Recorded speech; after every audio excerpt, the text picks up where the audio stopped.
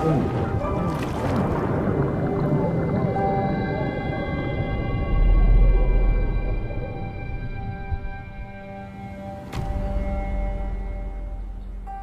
for today, we begin writing a new story. Not a story of deep trauma, a story of strength.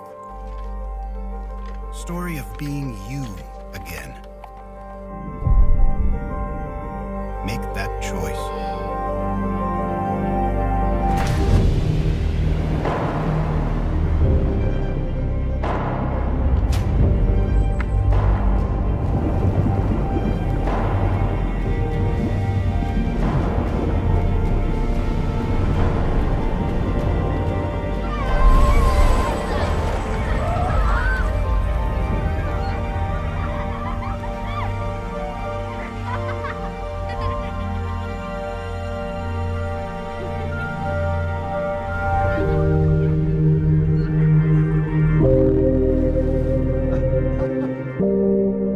Transform the struggles of your past into the strengths of your future.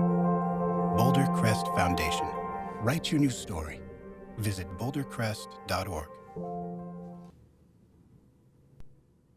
That one was so well done because it clearly by somebody who would know. Let's ask Ken about it. Joining me now, founder and chairman of the Boulder Crest Foundation. Ken, before we get to specifically what you do at your wonderful organization, the ad itself hits home because having gone through it myself, probably still going through it a little bit, to be honest with you, and talking to these people, it's so hard to come back and live a normal life. It doesn't seem like it should be this way, where you're with all your brothers and you're fighting and you're doing all these cool things and they make movies about the stuff you do, and then you're just an accountant. You're washing dishes.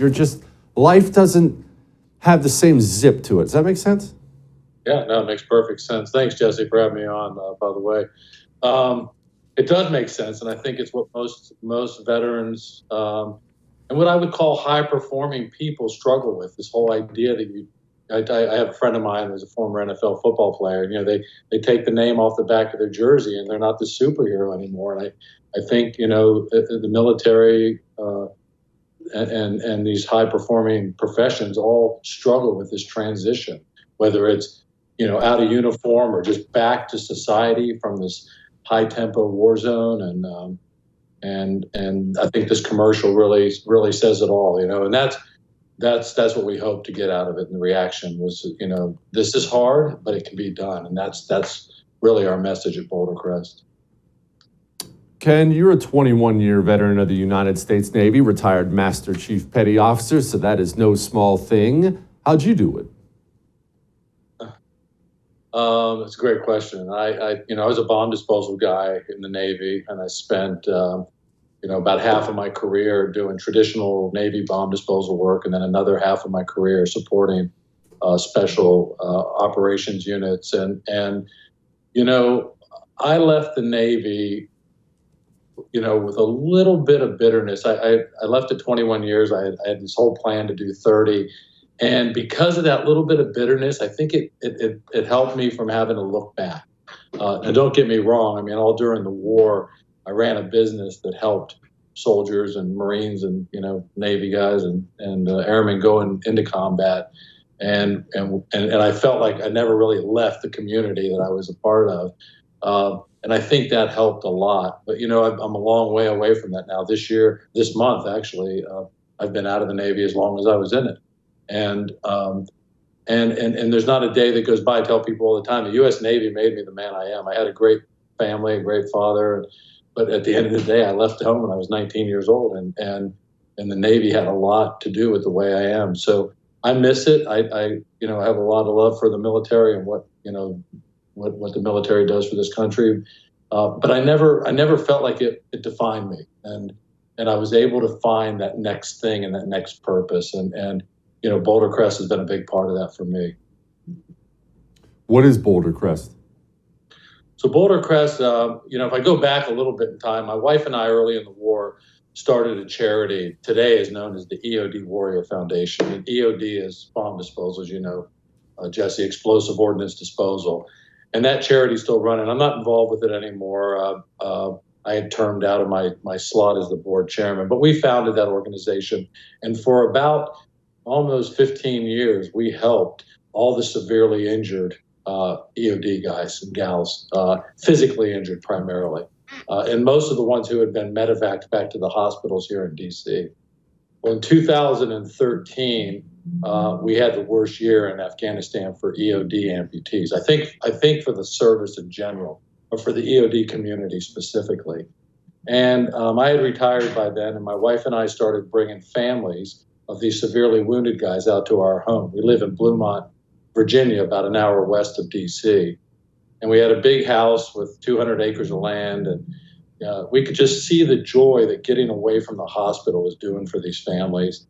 And I came home one night, and my wife and a couple of her friends had this idea to donate 37 acres of our land and build this beautiful facility. And it's the nation's first privately funded wellness center for combat veterans and their families. And a couple of years ago, we included first responders in the mix.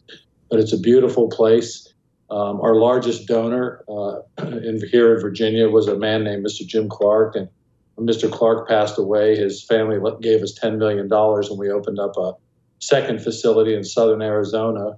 And then with the help of many philanthropists, including the two founders of the Home Depot, Bernie Marcus and Arthur Blank, we've been scaling the work we do at Boulder Crest out all over the nation. So, really what Boulder Crest is it's a movement to change the way veterans and first responders get mental health care. And it's based on the science of something called post-traumatic growth. At the highest level, basically that means what doesn't kill us makes us stronger, and that we have to do certain things to make sure that does come to fruition. So that's what Boulder Crest is. It's kind of a place, but really, I think at the end of the day, Jesse, at this point, 12 years into this, I think it's really becoming a movement to change the way the mental health care is done, for our brothers and sisters.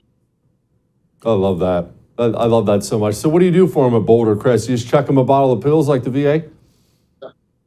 No, matter of fact, we're pretty anti-pharmaceutical, but there are some pharmaceuticals I think that people end up on just because they have to. But at the end of the day, I was telling somebody the other day, I think 6 of the 8 antidepressants have suicide as a side effect. And I'm not a mental health professional, although some days I feel like one. I'm really a bomb disposal guy, and to try to rationalize why somebody who was depressed would put a pill into their body to make them more depressed. It just has never sat well with me. But, what we try to do is incorporate the science of post-traumatic growth, which is best understood, in my mind, militarily wise, by the prisoners of war from Vietnam. I think that story really resonates with, our brothers and sisters. If you think about 550 years ago, 591 men released from the Hanoi Hilton who came back to this country, their families were told to be prepared to institutionalize them after their captivity. These men came back and have become the most remarkable men in the world. And this is a story of post-traumatic growth, that trauma, deep trauma, can be overcome, and you can go on to do some amazing things. And we see that story over and over with prisoners of war. And that's really what we do, is really, Jim Stockdale, who was a commander at the time, a retired Navy admiral, his message to prisoners of war was return with hope. And that's really, and return with honor. And that's really what the Boulder Crest is all about. In our garden, there's a quote from Thucydides, who was an Athenian war general, and it says that we must remember that one man is much the same as another, but he is best who is trained in the severest of schools, and the severest of school being combat. And it's powerful, right? And I believe that. I believe that men and women who fight for this country are forged on the battlefield. But when you come home, Sebastian Junger wrote about it in his book Tribe, that it's not what you're coming home from, it's what you're coming home to, this disconnected society and the loss of brotherhood and sisterhood. And that's really what we try to put back together at Boulder Crest through these innovative programs. How do people give to Operation Struggle? How do people give if they want to give? Because I get emails every single day. Jesse, how do I help? How do I help? I talked about veterans last night and veteran suicide on my show. Jesse, how do I do something about it? How do they help? People want to help. Well, I tell people all the time, there's kind of three ways to help. The first way is just to share the news, right? I mean, there's a lot of people in this country that can't afford to give money or their time, but they can afford to share the word and to help spread the commercials, spread the website through your network. I think that's a big way of helping nonprofits. The second way is to volunteer. I mean, every nonprofit, including Boulder Crest, needs help, and we have volunteers at the individual level, at the corporate level, and they do some amazing things for us. And volunteering not only is good for the organization, but it's good for you as an individual. And then thirdly, is to donate money. I mean, it's every penny that comes into this organization is important, and it gets spent on the men and women who we put through the training. So whether it's $10 or $10 million, it's a big help to this organization to make sure that we can do what we're doing, because everything we do here at Boulder Crest is free of charge. I had a friend of mine, just to sidetrack a minute, a friend of mine, a Navy SEAL that I had served with, called me the other day. He had one of his sailors that needed some help, and he said, "Well, how much does it cost?" And I said, "It's free." And he said, "What do you mean it's free?" But it is. That's thanks to the generosity of this country and our donors. Everything we do at Boulder Crest is free to our participants. I love that.